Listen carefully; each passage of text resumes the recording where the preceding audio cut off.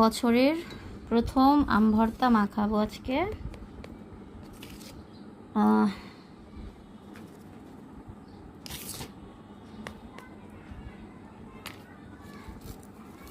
ও লবণটা তো এখানে নিয়ে ফেলছি, সরি, ভুল করে লবণ দিয়ে মরিচ কষলাবো।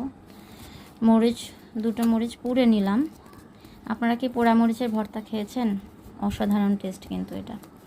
আমরা ছোটোবেলায় নিজেদের গাছের আম পেড়ে দুপুরবেলা এইভাবে পোড়া মরিচ পুড়ে, মানে শুকনো মরিচ পুড়ে আখের গুড় বা আখের লাল চিনি দিয়ে কচলে এইভাবে ভর্তা বানাতাম। এটা কিন্তু হেভি টেস্ট। আমি এখানে একটু গুঁড়ো মরিচও অ্যাড করলাম, চাইলে আপনারা কাঁচা মরিচও অ্যাড করতে পারেন। আর কখনো কখনো আমরা কাঁচা মরিচ দিয়েও মাখিয়ে খাই। আজকে আমার ইচ্ছা হলো যে আমরা শুকনো পোড়া মরিচ দিয়ে মাখিয়ে খাবো। একটু চিনি অ্যাড করব এর মধ্যে এখন। এই যে এটা হচ্ছে আখের লাল চিনি।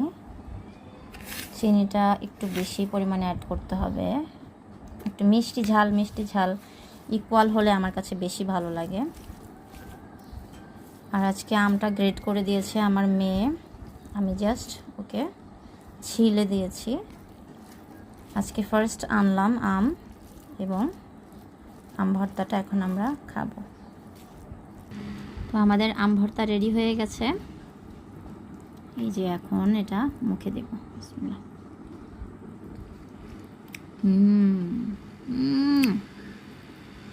কি টেস্ট।